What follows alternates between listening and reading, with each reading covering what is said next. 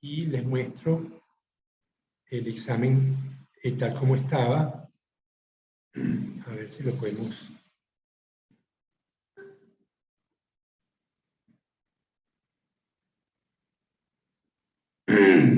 Ok, dígame si se ve, Valeria. O Fanny, Julia, ¿se ve? Julia, ¿se ve? Ahora Julia se desconectó. Sí, ya está. Okay. Entonces tenemos el virólogo Luis Villarreal de la Universidad de California en Irvine. Considera que los virus son parásitos que bordean los límites entre la vida y la materia inerte. Argumente con dos razones por las que usted cree que el virólogo Villarreal indicó esto. Entonces, la mayoría tiene la respuesta correcta. Los virus, pues si bien no crecen por sí solos, ellos son parásitos, sabemos que requieren de una célula viva, una célula normal para poder reproducirse. Una vez que entran en la célula, controlan el genoma de la célula y logran alcanzar grandes números. Yo creo que todavía estamos tratando de aprender cómo funcionan los virus, y este virus del COVID nos está demostrando unas cualidades bien particulares, ¿no? Aunque los virus de la influenza sabíamos que mutaban con mucha facilidad, pero tienen un comportamiento bien curioso, ¿no? Y nos está dejando perplejos a la humanidad.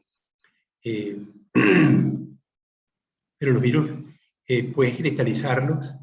Hay otros organismos que también uno los puede congelar, pasan a la anaerobiosis y pueden, organismos primitivos, ¿no? Pero organismos pluricelulares, eucariotas, que pueden deshidratarse y pasar a la vida latente durante muchos años, y luego otra vez vuelven, se rehidratan y vuelven otra vez a su vida normal. Es decir, que el hecho de que los virus uno los puede cristalizar, no son los únicos organismos en la naturaleza que tienen esa posibilidad. ¿Cuál de los siguientes instrumentos fue crucial para el desarrollo de la teoría celular? Obviamente la mayoría lo tiene bien, el microscopio de Andrew, que fue lo que permitió comenzar la teoría celular, porque hasta ese momento pues no se conocían las células. Piensen que en el año 1700 y tanto, los microscopios electrónicos y ópticos pues, se desarrollaron cientos de años después. Las arqueas se diferencian de las bacterias por las siguientes características. ¿Carecen de núcleos organelos recubiertos por membrana plasmática? No, eso es común para las arqueas y para las bacterias.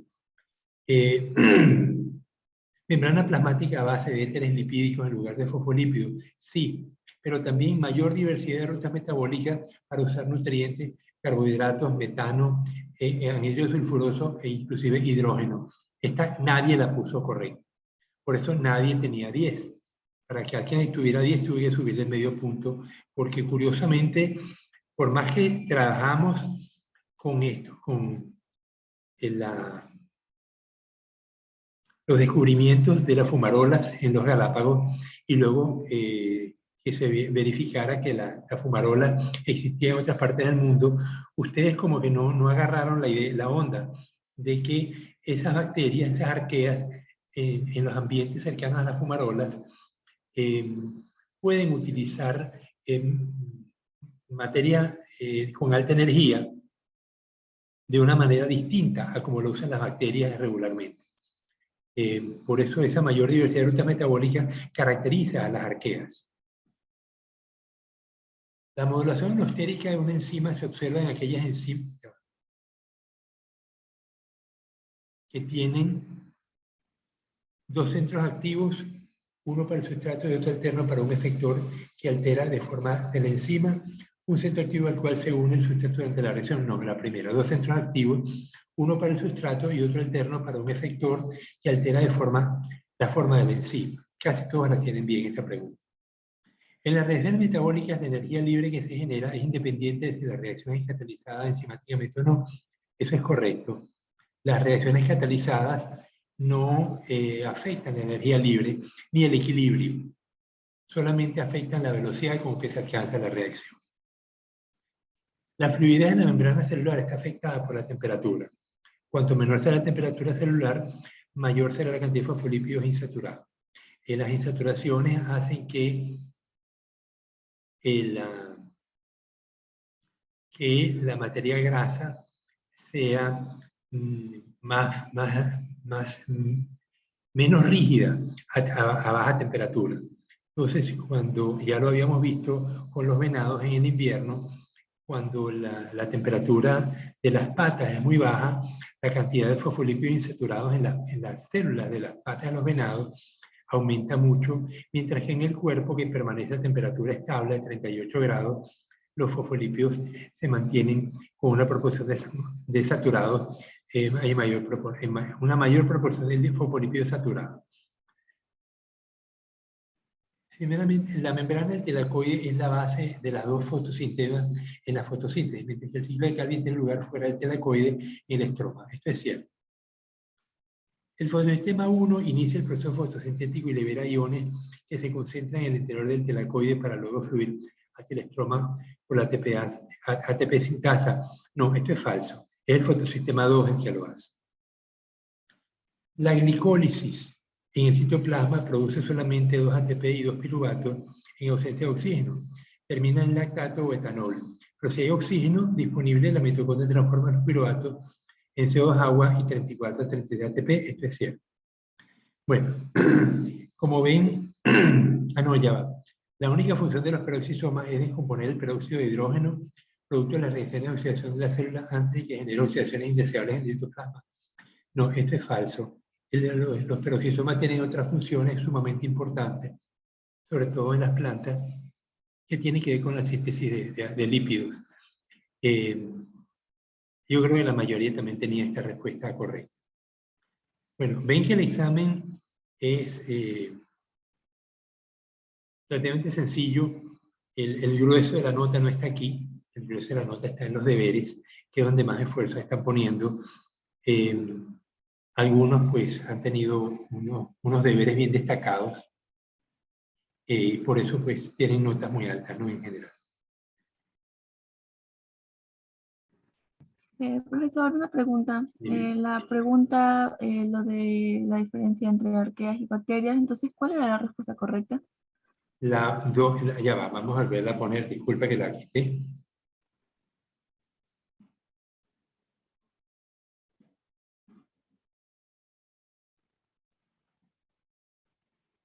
Las arqueas. La membrana plasmática a base de éteres lipídicos y mayor diversidad de rutas metabólicas. Esas dos respuestas eran correctas. O sea, ¿se tenían que poner las dos o podía ser cualquiera de Había las que dos? poner las dos. Claro, porque las respuestas eran múltiples. No, sé que usted dijo que se podían escoger varias opciones, pero en Forms no estaba esa opción, solo se podía escoger una, no estaba la opción de Bueno, opción múltiple. el que escogió una le puse la mitad de la nota, porque las respuestas correctas eran dos. Así. Pues no se podía escoger dos. Había que escoger dos. Ya, pero no se podía. En Forms no estaba la opción de escoger dos, solo se podía escoger una opción. Porque comprobé por lo que usted había dicho antes del examen, de que podían escoger varias, pero estoy viendo las preguntas y ninguna estaba para la opción de escoger varias, solo se podía escoger una sola respuesta en todas. Ya. Bueno, de todas maneras, todo el mundo tiene ese medio punto subido, ¿eh? Porque yo lo que hago es que después del examen, nadie usualmente saca 10, por lo general. Entonces, los puntos, las fracciones de puntos que usualmente faltan, o el punto que falta, yo se los subo a todos para que alguien saque 10. Entonces, si en este caso no se podía responder, de todas maneras, tienen el medio punto subido todos, ¿no? Como si lo hubieran respondido. Pero no me había fijado que el examen no aceptaba que no se pudiera responder más de una categoría. Pero es curioso, a ver, como que esta era la única opción que requería más de una categoría, es lo que te estoy entendiendo. ¿Sí? Todas las demás preguntas tenían una. Bueno, entonces en el próximo examen verificaré que si pongo esta opción, me aseguraré que se puede responder más de una categoría, más de una respuesta. ¿Algún otro comentario?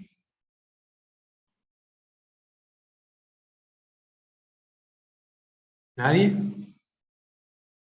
Bueno, entonces quito el examen.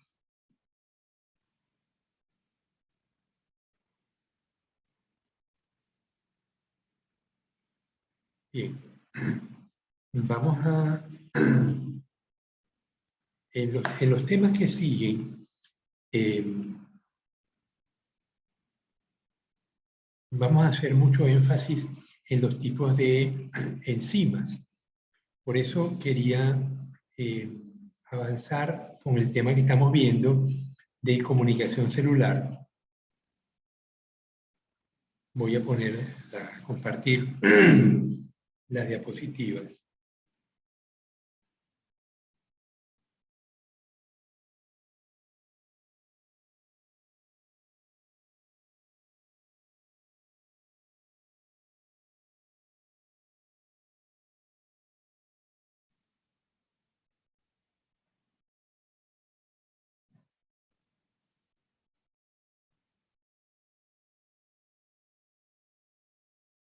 ¿Se ve?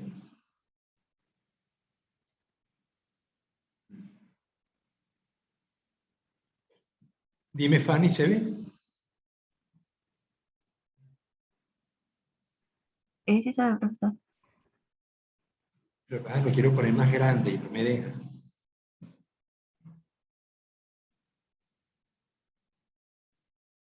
Ok, ahora sí lo ven grande, ¿verdad?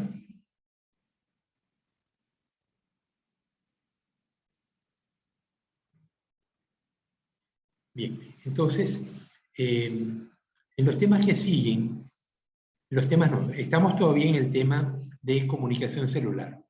Este tema va a concluir con las exposiciones de ustedes a partir de este miércoles. Pero vamos a hacer un uso muy intenso de las enzimas y por eso quise agregar este aspecto que vamos a estudiar en este momento. Dice, las enzimas reciben nombres comunes que hacen alusión al tipo de reacción sobre el sustrato que trabajan, ¿no? Sobre el sustrato que van a transformar. El nombre de una enzima suele derivarse del sustrato o de la reacción química que cataliza, con la palabra terminada en asa.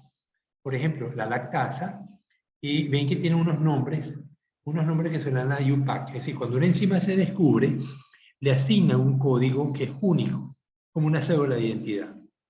Entonces, la lactasa actúa sobre la lactosa y la descompone. La alcohol deshidrogenasa oxida al alcohol y lo deshidrogena. La ADN polimerasa proviene también de la reacción que cataliza y consiste en polimerizar el ADN. A continuación se indican las 7 clases de enzimas que se reconocen en la actualidad. Entonces, el primer grupo son las oxidorreductasas. Las oxidorreductasas catalizan reacciones de oxidorreducción o reacciones redox. Estas consisten en la transferencia de equivalentes reductores entre un donador y un aceptor.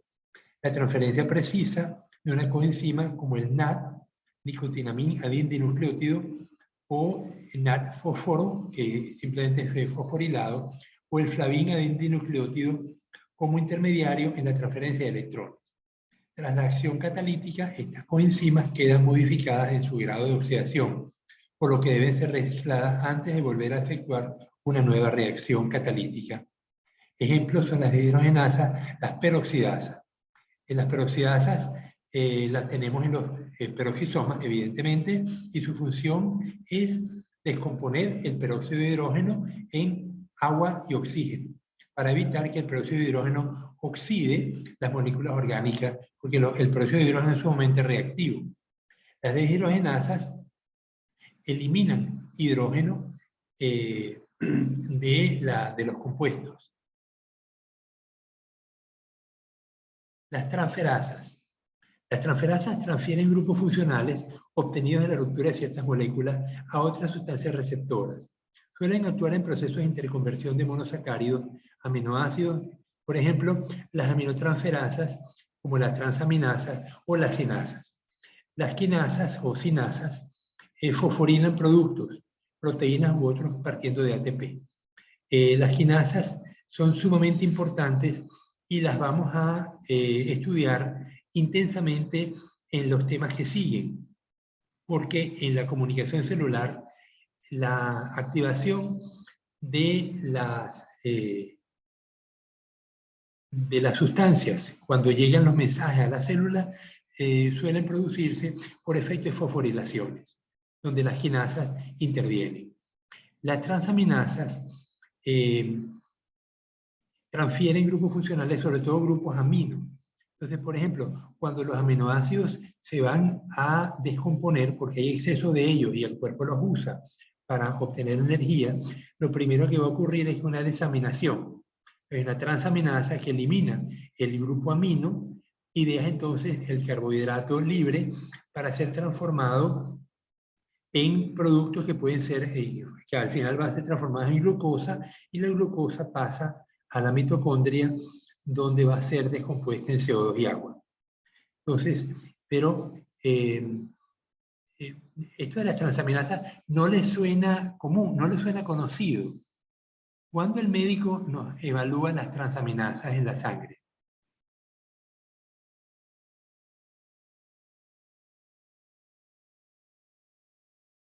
¿No se acuerdan?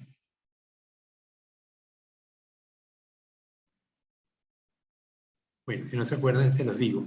Cuando hay enfermedades hepáticas, usualmente cuando el hígado puede mal funcionar, entonces las transaminasas se elevan en la sangre y por encima de un valor normal, y entonces ya el médico sospecha que puede haber un problema hepático en el paciente.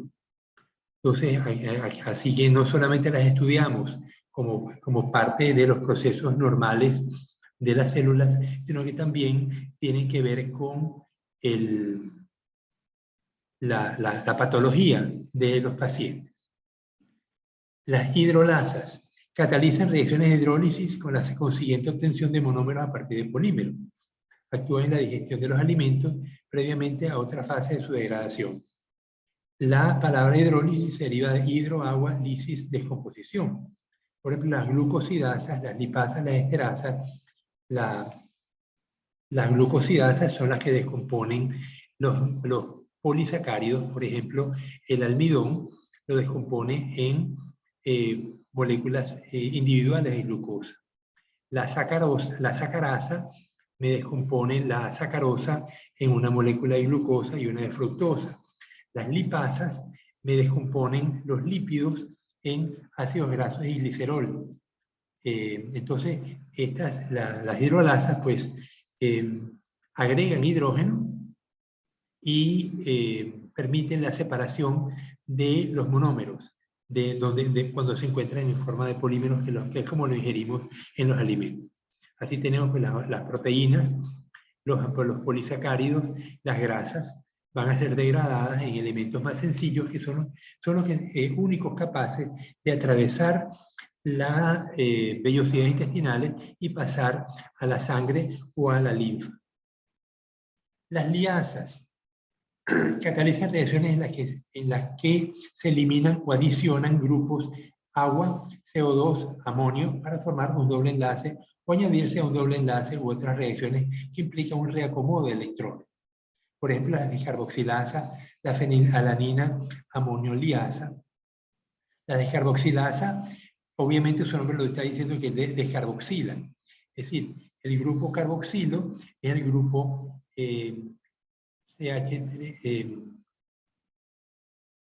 COOH,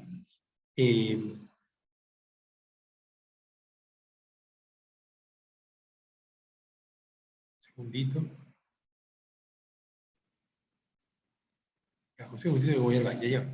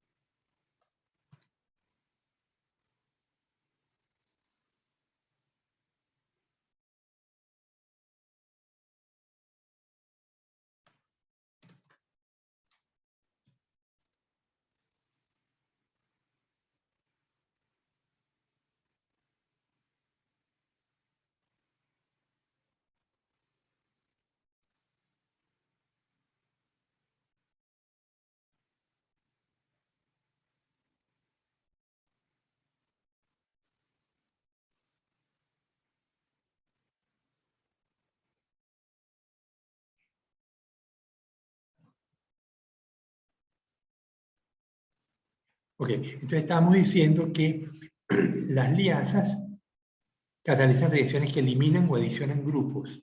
En este caso, las descarboxilasas. El grupo carboxilo es el grupo COH, el grupo ácido. Entonces, yo puedo eliminar un CH3COH, perdón, un COH y descarboxilo un ácido y lo convierto en otra cosa. Por ejemplo, el ácido acético, yo lo puedo transformar entonces en descarboxilo. El ácido acético lo transformo en metano, pues me queda CH3COH. Si le quito el COH, me queda el CH3 que pasaría a CH4 y es un metano. Bien, me quedan tres más. Las isomerasas. ¿Sabes lo que son isómeros?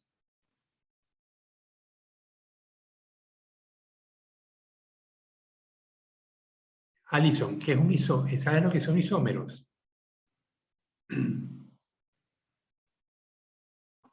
No, no recuerdo ahora.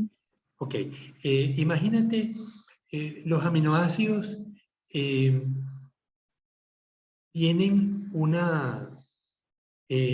todos los aminoácidos que tenemos en la biología, en los seres vivos, son de tipo L. L significa que son levógiros, que cuando son irradiados con luz polarizada, la desvían hacia la izquierda. Pero los aminoácidos tipo D son aquellos que tienen la capacidad de desviar la luz polarizada hacia la derecha. Pero esos aminoácidos no tienen funciones en los seres vivos. ¿Qué diferencia tiene un aminoácido L de uno D? Solamente la posición en la molécula de carbono. Entonces, cuando yo tengo un carbono con los 4 enlaces, acuérdense que el carbono tiene 4 sitios, forma el enlace sp3, y tengo entonces los 4 enlaces, yo puedo colocar distintas cosas en cada uno de ellos. En el caso de los aminoácidos, vamos a tener un grupo amino, un grupo ácido, y puedo tener luego hidrógenos u otros elementos sustituyentes. Entonces, según la posición en que estén en la molécula, van a tener una característica isomérica. O sea, un isómero es una sustancia que tiene la misma estructura, pero la misma composición de elementos, pero en distinta posición en el átomo de carbono. Entonces, los aminoácidos L y D son isómeros. Pero fíjense que llega el extremo de que por el hecho de estar en distintas partes de la molécula del carbono, pueden funcionar o pueden dejar de funcionar completamente. Todos los aminoácidos L tienen función biológica, todos los aminoácidos D no la tienen. Entonces, las isomerasas actúan sobre determinadas moléculas, obteniendo o cambiando de ellas sus isómeros funcionales o de posición. Es decir, catalizan la racemización y cambios de posición de un grupo en determinada molécula, obteniendo formas isoméricas. Suelen actuar en procesos de interconversión. Epimerasas. Entonces, simplemente la molécula, la enzima, permite que los elementos en un compuesto cambien de posición, pero no los altera. Alteran la estructura simplemente, pero no los tipos de enlace. Las ligasas catalizan la degradación o síntesis de los enlaces denominados fuertes mediante el acoplamiento a moléculas de alto valor energético, como el ATP. Las carboxilasas, por ejemplo, carboxilan las sintetasas.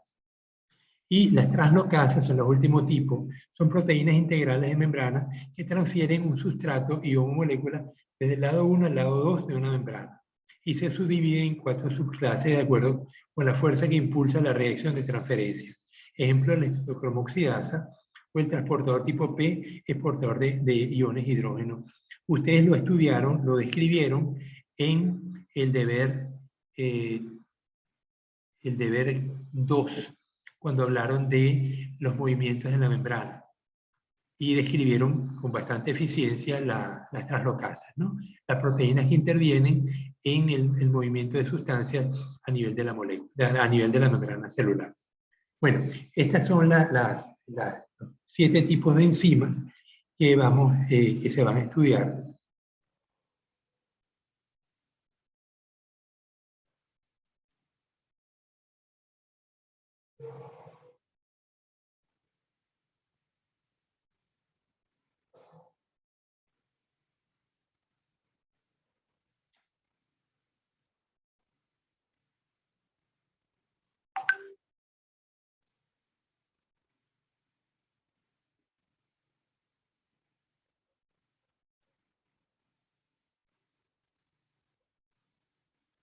Ya va, aquí tenemos. Pues, Fanny, tengo a Alison, tengo a Valeria, tengo a Julia y tengo a Ariel. Pues, bienvenido, Ariel.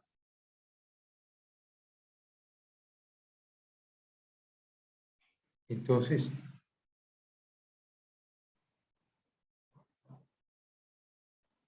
Fanny, Julia.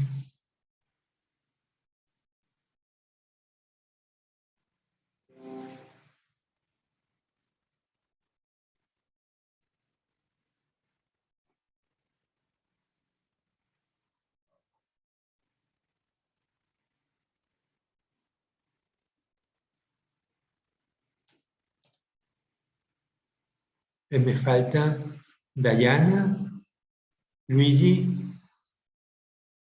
y Ariana Nicole.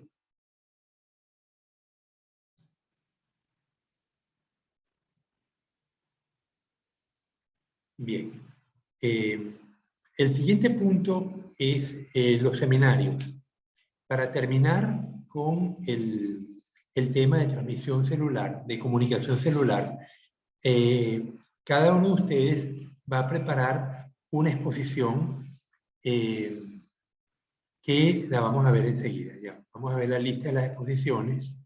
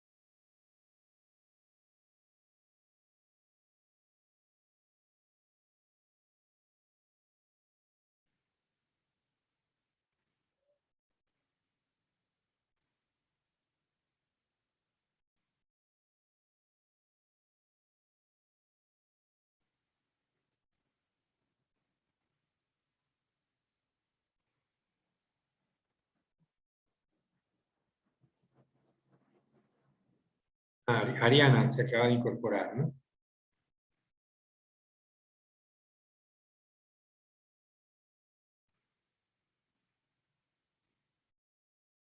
Sí, buenos días, profe. ¿Cómo estás, Arianita? Miren, les pregunto, acabamos de revisar el examen, pues la gran mayoría pues salió bastante bien. Me estaba comentando uno de ustedes que una de las preguntas tenía 2 respuestas, pero el examen no permitía responder más de una pregunta. En el caso de las arqueas se diferencian de las bacterias en que tienen rutas metabólicas alternas, más diversas, y tienen una composición de la membrana diferente al de las bacterias. Esas 2 respuestas eran válidas, pero el examen no les permitía responder las 2. De todas maneras, yo le puse el medio punto que faltaba para llegar a 10 a todos ustedes. Yo no sé si ustedes conservaron una copia de su examen. Lo que sí les mandé fue los deberes corregidos. Algunos pues deberes están muy bien hechos, otros pues tienen todavía ciertas deficiencias, y me falta todavía el deber 3 de la mayoría de ustedes. Yo espero que para mañana pues me hagan llegar el deber 3. Está bonito.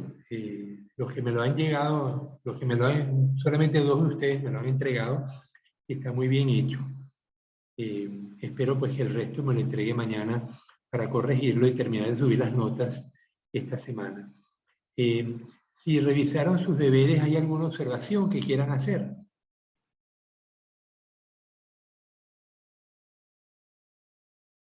Bueno, si no la quieren hacer en este momento, no importa, se comuniquen conmigo si acaso tienen alguna observación, porque todavía las notas no se han subido. Entonces, por eso la necesidad de discutir estos temas y corregir cualquier deficiencia que haya habido. Si acaso yo sume mal o hay alguna observación por parte de ustedes, pues me lo comunican antes de subir la nota, porque una vez que ya se suben las notas ya no las puedo cambiar.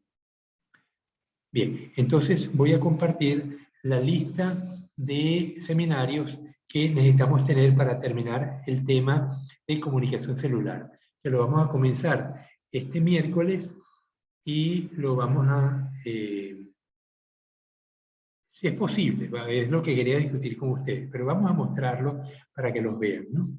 Ya lo hemos visto en clase.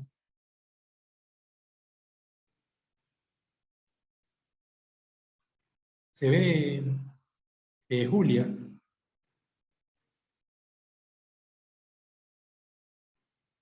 Sí, biólogo. Ok, entonces hemos visto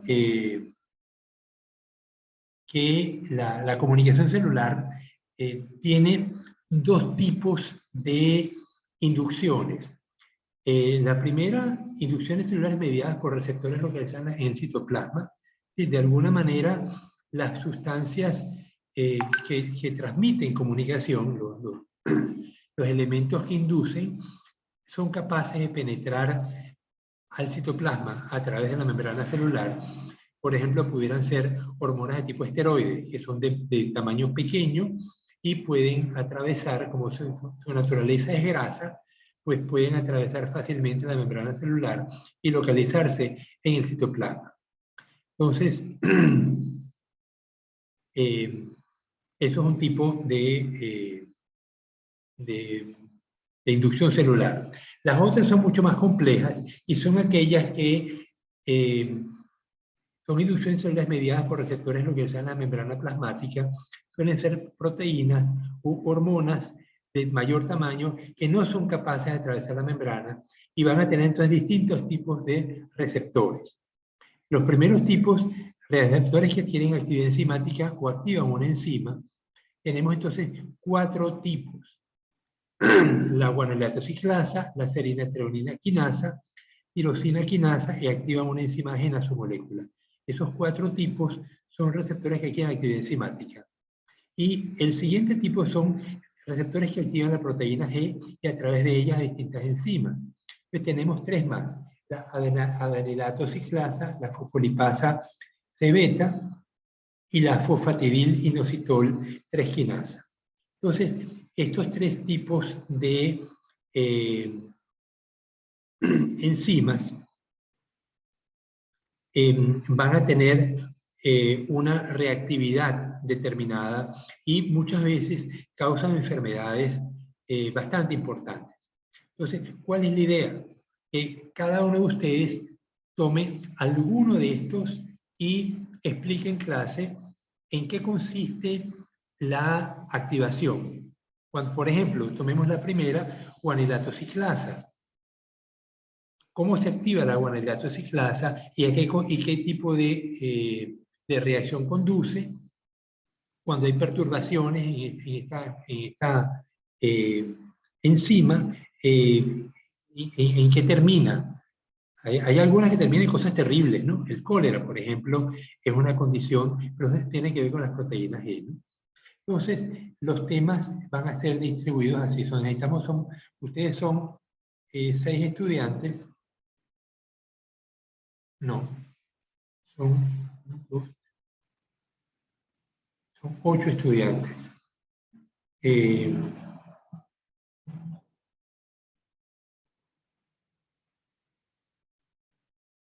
entonces, yo calculé mal porque tenemos 6 temas. Bueno, como los últimos 2, vamos a hacerlo así, como los últimos 2 son más complejos, vamos a darle 5.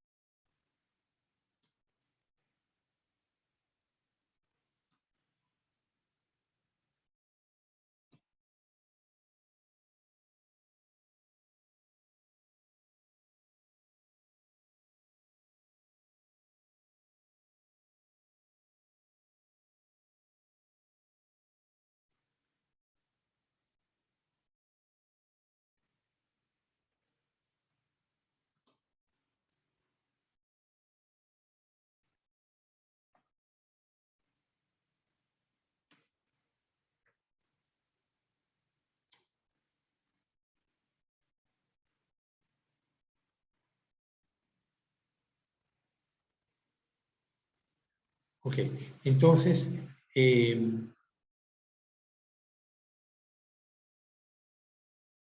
les parece? ¿Les permito que ustedes escojan qué tema o siempre lo pongo en orden, por orden de la lista de la clase?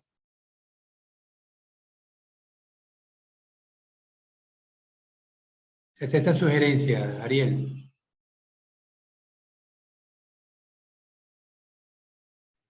Por mi parte, usted que escoja.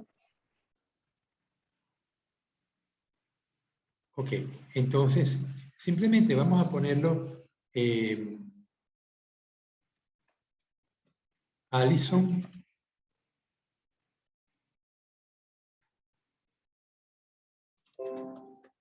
Valeria,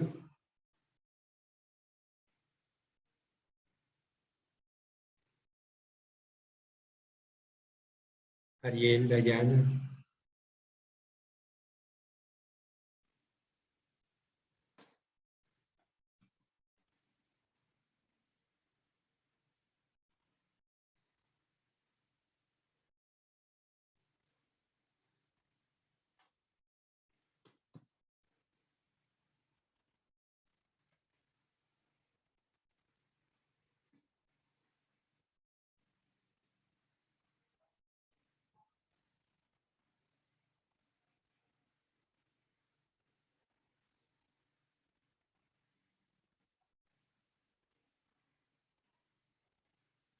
Julia y Ariana.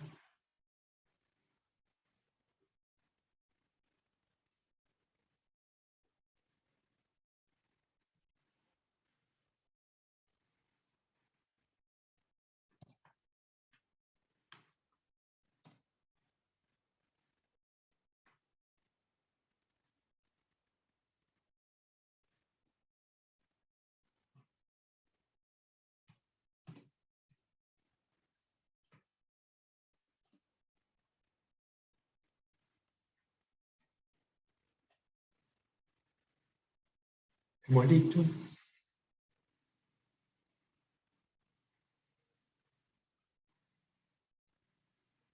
Ok.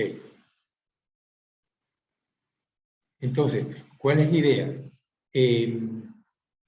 Bueno, revisar en los libros cada una de estas comunicaciones y describir con los dibujos, que van a estar los dibujos en los libros, ni siquiera lo tienen que hacer, solamente tienen que copiarlo y explicar en clase en qué consiste, por ejemplo, la inducción celular mediada por receptores lo que se dan en el citoplasma. Cuando penetra el inductor, quién lo recibe, qué reacciones ocurren y cómo finalmente llega al núcleo para generarse una activación de un gen. Básicamente,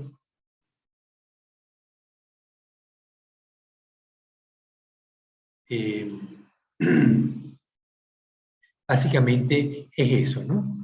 Entonces, en el caso de Valeria, por ejemplo, receptores que decía Matías, tenemos la guanilato ciclasa y la serinatreonina quinasa.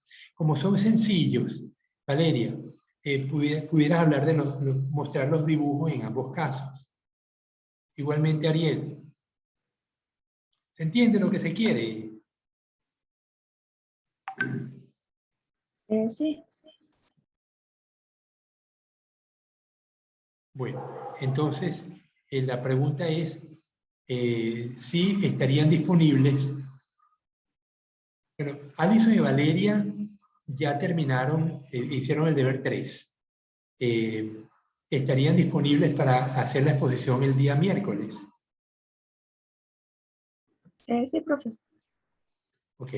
Es sencillo, no son cosas complicadas. Lo que queremos es que con dibujitos y si logran describir qué pasa cuando hay perturbaciones, qué tipo de enfermedades se producen. Lo que queremos es comprender mejor porque es crítico. Esta parte de la comunicación celular, ustedes se han ido dando cuenta que desencadena en unas situaciones bien curiosas o en células cancerosas. Entonces, las alteraciones en la comunicación celular tienen unos impactos tan dramáticos que por eso quiero hacer énfasis en estudiar bien este tema y dar chance a que lo comprendamos mejor. Bien, entonces yo les voy a pasar esto, lo guardo y se los paso ya a su WhatsApp.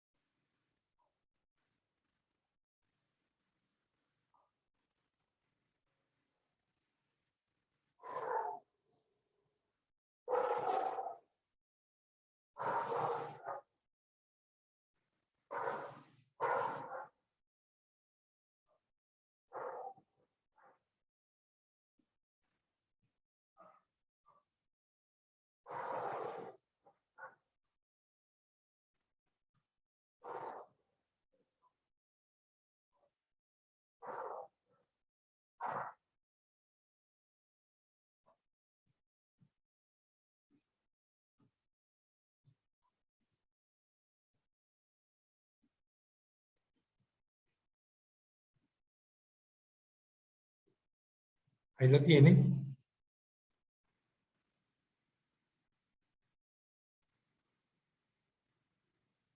Verifique, por favor, si ya les llegó.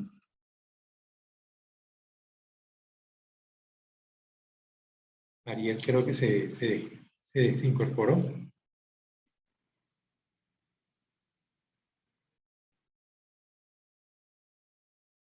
Fanny, ¿puedes verificar si te llegó a tu WhatsApp? No, diario no. Sí me llegó. Ok. Entonces, bueno, ahí lo ven. Entonces tendríamos en los dos seminarios, si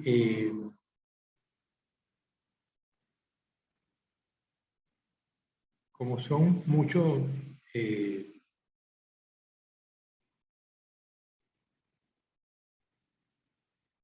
Cada seminario tendría una exposición de unos 10 minutos, 10 a 15 minutos, el tiempo que se tomen, ¿no? Ojalá que Ariel y Dayana, porque Dayana no está con nosotros, pudieran hacer las exposiciones también el día miércoles. Y lamentablemente Ariel creo que se desconectó, pues no le podemos preguntar, pero yo espero que ellos me confirmen para ver si pueden exponer el día miércoles. Entonces tendremos 4 seminarios y el siguiente lunes tendríamos nosotros 4 seminarios, y con eso pues terminamos este tema y pasamos al tema de genes, núcleo, que es el último tema de la materia y que nos va a tomar más tiempo.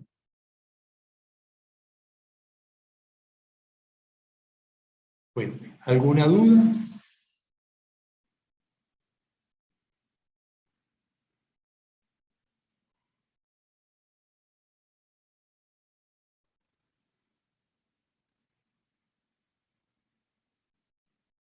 Bien, estábamos hablando al comienzo de la clase sobre la nueva variante Omicron, y en el aula, en el WhatsApp, tienen un par de artículos, uno muy corto que dice que la variante Omicron es menos agresiva. El otro, más largo, bastante más largo, indica que todavía no se tiene suficiente evidencia que demuestre que la variante es más agresiva. Sin embargo, muchos países estaban cerrando sus aeropuertos a la llegada de personas de Sudáfrica, porque fue en Sudáfrica donde se descubrió la variante Omicron. De todas maneras, Ariana, ¿tienes alguna información adicional que compartas con nosotros sobre esta variante Omicron?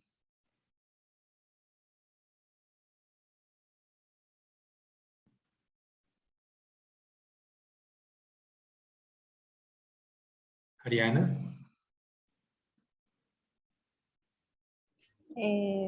No, profe.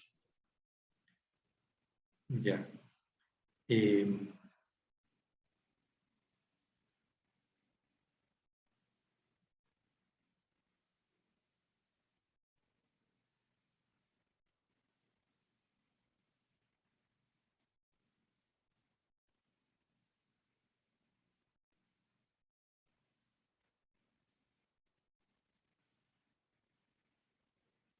Díganme si lo están viendo.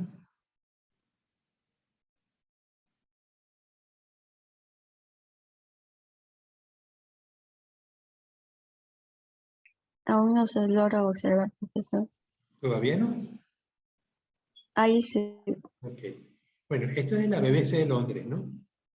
Y dice la identificación de una nueva variante en Sudáfrica caracterizada por un gran número de mutaciones, 55 en todo el genoma, 32 en la proteína S o la espícula, y el aumento vertiginoso de su incidencia relativa en esa población ha disparado una vez más las alertas mundiales. Varios países han cerrado el tráfico aéreo con Sudáfrica y hay expertos que indican que es la variante más preocupante que hemos visto hasta la fecha. La Organización Mundial de la Salud la ha elevado a categoría de variante preocupante y la ha designado con la letra griega Omicron.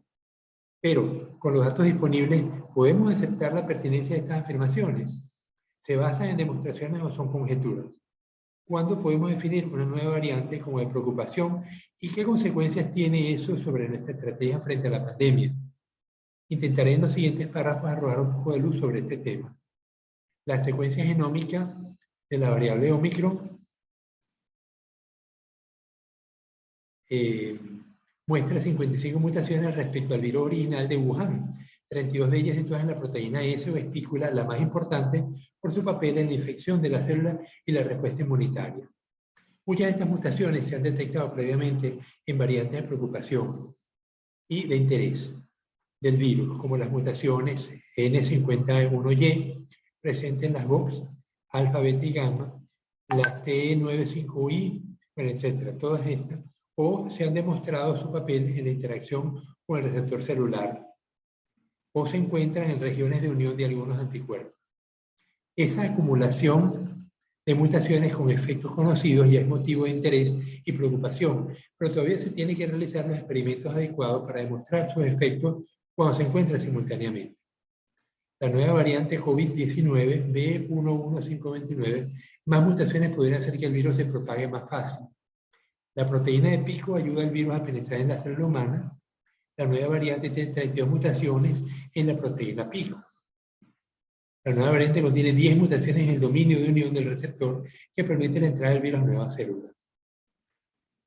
Los efectos de 2 mutaciones no son siempre aditivos y las interacciones, epistasis, en el lenguaje técnico pueden ser tanto en sentido positivo, aumentando el efecto de cada una, como negativo, disminuyéndolo. Hasta que no dispongamos de resultados de laboratorio y de datos epidemiológicos y de vigilancia genómica que nos demuestren una mayor transmisibilidad o mayores posibilidades de escape frente a la respuesta inmunitaria, no es razonable pasar de vigilancia a alerta a menos aún alarma, alerta o menos aún alarma. La razón esgrimida por la OMS para declararla como DOC era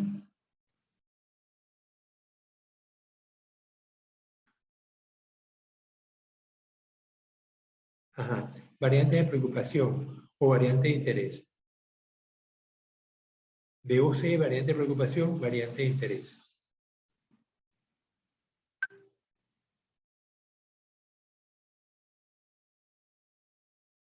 De las razones esgrimidas por la OMS para declararla como variante de preocupación es que puede estar asociada a un mayor riesgo de infección, si bien no hay todavía información pública que respalde esta afirmación.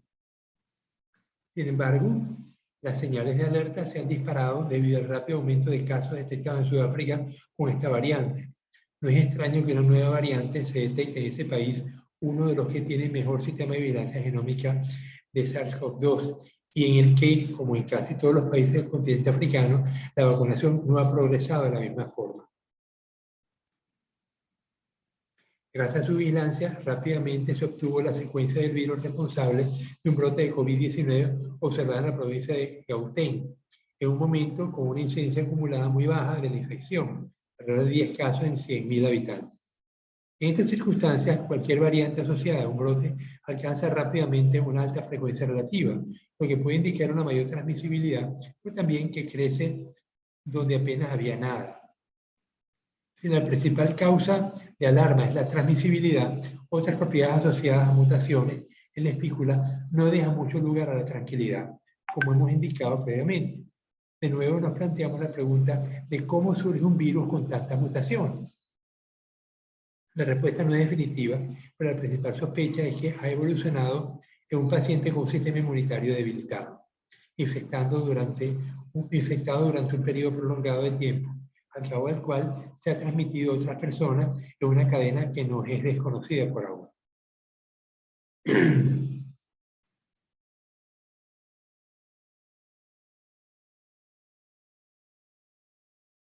¿Qué podemos hacer frente a una nueva variante de preocupación? Por el momento, tenemos las mismas herramientas que contra las demás: vacunar, usar mascarilla, mantener distancia, ventilar los recintos cerrados. Es decir, reducir al máximo la exposición y circulación del virus, aumentar la población inmunizada en todos los países del planeta, limitando las oportunidades de que aparezcan nuevas mutaciones en el virus. Aunque pensamos que tras la variante Delta sería difícil que aparecieran variantes de preocupación, la variante Omicron nos ha vuelto a sorprender. Con independencia de que tenga o no las graves consecuencias que justifican su declaración como variante de preocupación, es evidente que la resolución SARS-CoV-2 puede seguir deparando sorpresas. Cuanto antes reduzcamos esas posibilidades, mejor para todos.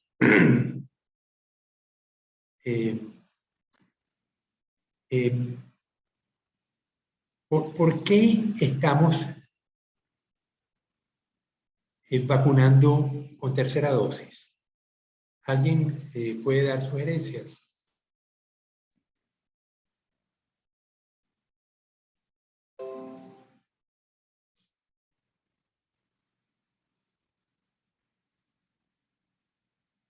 Julia, ¿se te ocurre por qué el gobierno ecuatoriano ha declarado que va a vacunar con tercera dosis a la población?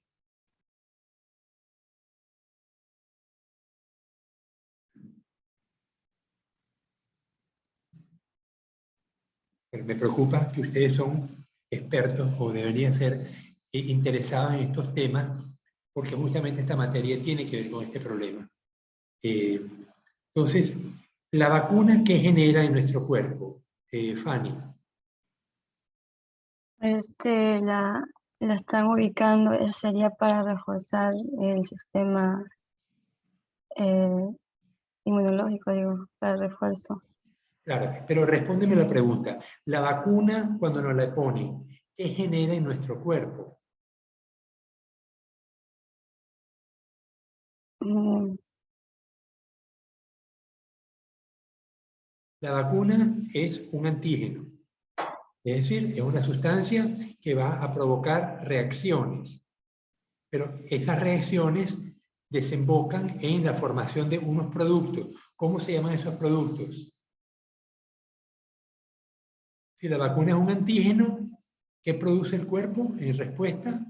Anticuerpos. Anticuerpos. Es decir, entonces, cuando el virus entra en nuestro cuerpo, después que hemos sido vacunados, el virus se encuentra con unos anticuerpos que lo van a marcar. Y al marcarlo, va a ser reconocido más fácilmente por ¿quién? ¿Quién se encarga de reconocer las células extrañas? ¿Serán las plaquetas? ¿Serán los glóbulos rojos? Dime, Ariana. Me preocupa que están cruditos en este tema y esto no debe ser. Porque ustedes, entre todos los estudiantes de la facultad, los más interesados en estos temas, los más entrenados en estos temas, son ustedes justamente, y los estudiantes que ya aprobaron la materia, que son pocos lamentablemente, ¿no? Pero tenemos que preocuparnos por demostrar que si escogimos este tema de biología molecular es porque nos interesan estos temas. Entonces, a veces se nos olvidan las cosas, pero tenemos que estarlas recordando. Entonces, volvemos a repasar. Cuando nos inyectan la vacuna es un antígeno y va a generar unos anticuerpos. El anticuerpo va a estar presente en la sangre durante una cantidad de tiempo. Pero, ¿qué papel tiene el anticuerpo cuando el virus nos invade? Ayúdame, Valeria, a explicar esto.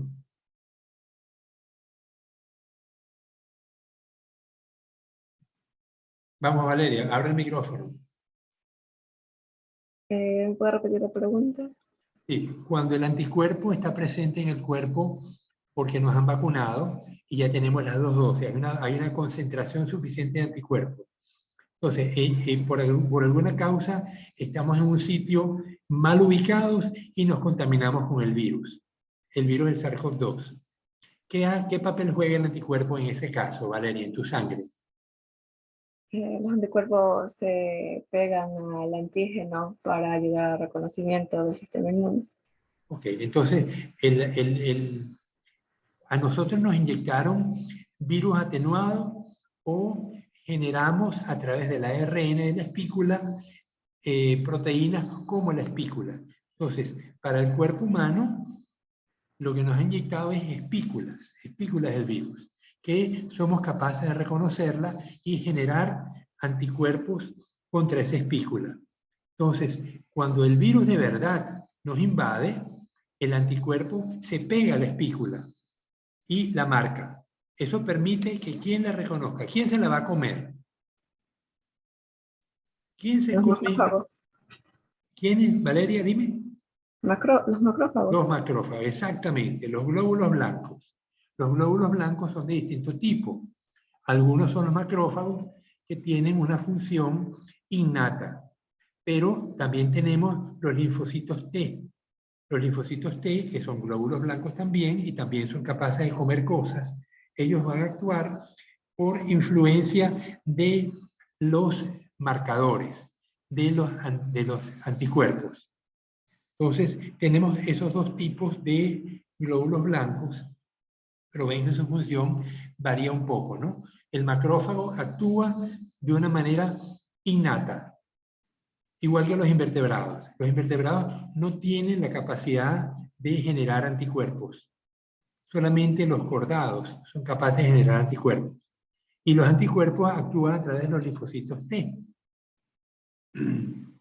¿Está claro esto, Fanny? Fanny, abre el micrófono. Oye, ¿cómo me Sí, cuesta que biólogo. intervengan? Bien, ahora, ¿por qué nos tenemos que vacunar por tercera vez? ¿Qué está pasando con nosotros? ¿Qué pasa con nuestros anticuerpos?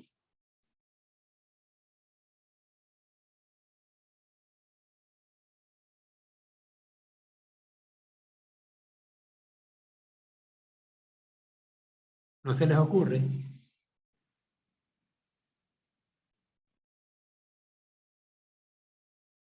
Yo diría que como para un refuerzo, para crear más anticuerpos, que tal vez con 2 dosis no habrá sido suficiente para las nuevas variantes. Algo pasa con los anticuerpos que se van degradando. Y había leído que la vacuna, luego de unos meses de aplicada, pierde efectividad en un porcentaje alto. Por eso la tercera dosis es necesaria. Pero no todas las vacunas tienen el mismo efecto. Por ejemplo, la vacuna de la polio. A ustedes cuando eran pequeñas las vacunaron y no las vuelto. La vacuna de la polio tiene varias dosis. Porque hay varios virus que causan polio. Entonces, una vez que tenemos toda la dosis puesta, esa dosis dura toda la vida. No hay que revacunar. Igualmente la vacuna de la viruela. Pero con el SARS-CoV-2 estamos viendo que los anticuerpos, por una parte, duran menos y hay que revacunar. Esto es una novedad. Bueno, de hecho, para las gripes, para las influencias, no había vacunas. Y la razón era que el virus muta con tal frecuencia que era inútil las vacunas contra la influenza. Porque tú te vacunabas, pero el virus que venía posteriormente era distinto y no era reconocido por esa vacuna, por esos anticuerpos, y te daba igual la influenza. Para mí es una novedad esto de que nos estén vacunando contra el SARS-CoV-2, ¿no?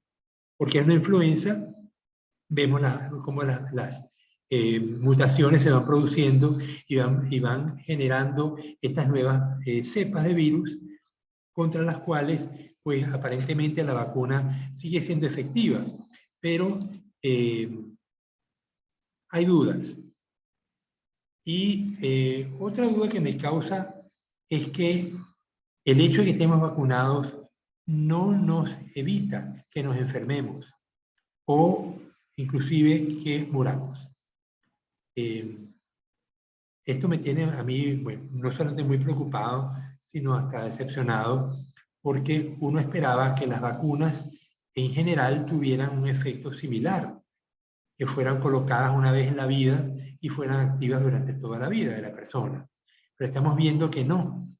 Les pareciera que hubiera distintos tipos de vacunas, ¿no? Ahora, lo que es una realidad es que la vacuna que nos han puesto pierde efectividad con el tiempo. Ayer pregunté, hace unos días pregunté qué pasa cuando se tiene vacunas de una sola dosis.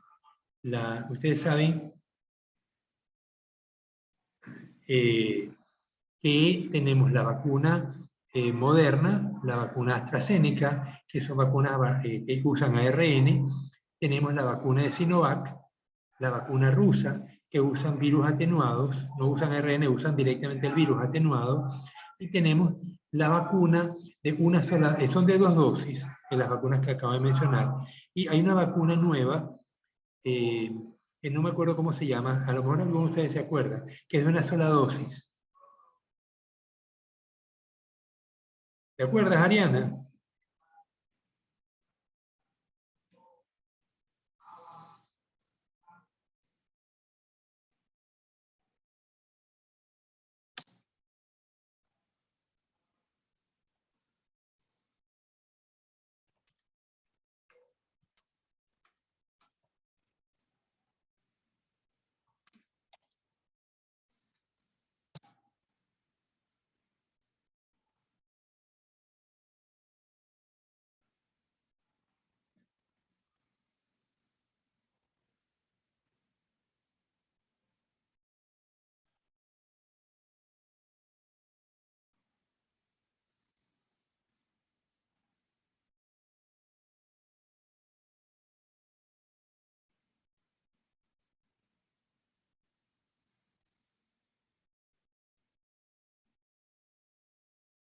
Es la vacuna de Johnson y Johnson, pero no me dice el nombre.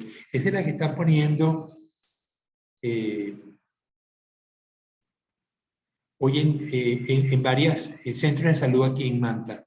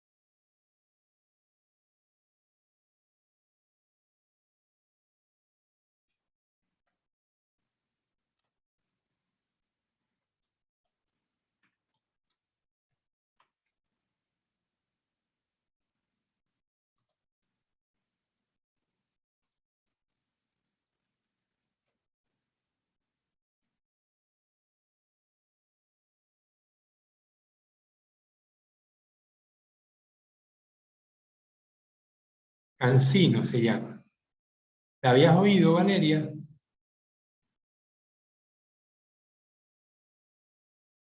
No. Ya. Bueno, la CanSino es una vacuna de una sola dosis y no requiere revacunación. Al menos le pregunté a la señora que estaba revacunando en el centro de salud de Leonidas Proaño y me dijo que fuimos vacunados con AstraZeneca, con Moderna, con... ¿cuál es la más famosa, la que la gente más se quiere poner? No es AstraZeneca, es la... ¿Cuál es, Fanny? Pfizer. Pfizer. Esas vacunas requieren tercera dosis, pero la de Johnson Johnson, CanSino, no requiere tercera dosis. Y yo estoy esperando, me dijeron que tenía que esperar 6 meses. Yo me puse la segunda dosis en julio, tengo que esperar ahora en enero. ¿Será que me puedo poner la tercera dosis? Y la tercera dosis puede ser de cualquier tipo. No tiene por qué ser la AstraZeneca, perdón, a mí me pusieron la Sinovac, la de virus atenuado.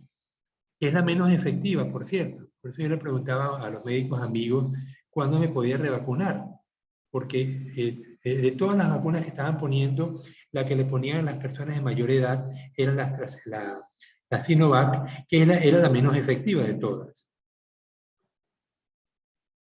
Entonces, bueno, espero que de esta conversación haya quedado más claro cuál es el papel de las vacunas, qué es lo que le pasa, qué es lo que está pasando con los anticuerpos que se van degradando y por qué la tercera dosis. Si seguimos en este plan, a lo mejor vamos a tener que ir a una cuarta dosis, pero el hecho es que la enfermedad está lejos de ser controlada ya la universidad pues volvió a la presencialidad, las secretarias volvieron otra vez a sus oficinas a partir del lunes pasado. Y lo que todavía no sé es si van a permitir que vayamos a los laboratorios. Hoy me enteraré con el decano. Ariel me estaba reclamando que él quería que en esta materia tuviéramos prácticas. Las íbamos a tener, pero en eso, cuando estábamos planificando las prácticas, surge que el rector mandó a todo el mundo para su casa, luego que se detectaron 11 casos de COVID asintomáticos en Loleal. Entre personas vacunadas, eso todo es lo curioso, ¿no? Estamos los estudiantes vacunados, los profesores vacunados, y sin embargo tenemos estos casos que se vuelven a presentar.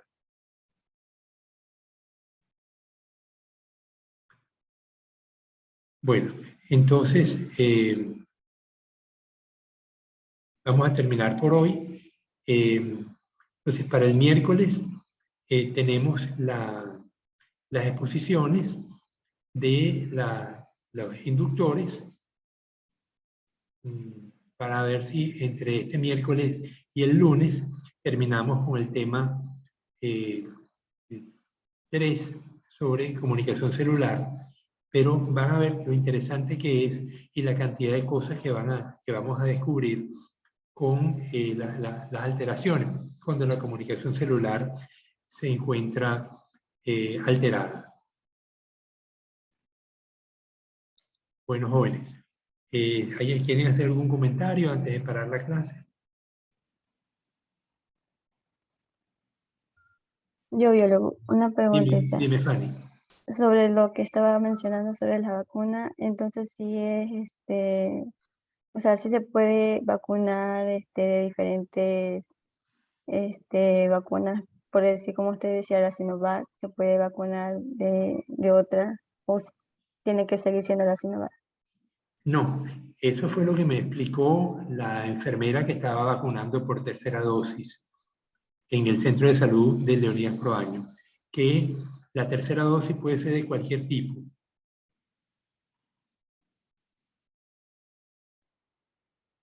Ya lo había leído, Okay. ya lo había Okay. leído porque la Organización Mundial de la Salud lo había dicho, que la tercera dosis puede ser de cualquier tipo. Entiendo bien. Gracias. Bueno, ¿otro comentario? Bueno, si no, entonces nos vemos el día miércoles. Revisen, por favor, todos tienen sus deberes subidos a sus correos, menos Valeria, que no te lo mandé, Valeria, bueno, te lo mandé a tu hermana, porque no tenía tu correo correctamente copiado. Pero revisen los deberes, que están corregidos. Si tienen alguna observación me dicen. Si no, pues la nota queda como está. Todavía esta semana yo puedo subir notas y cambiarlas, ¿no? Pero por eso es necesario que revisen las cosas, los deberes. Bueno, jóvenes, entonces nos vemos el día miércoles. Hasta luego. Hasta luego, biólogo.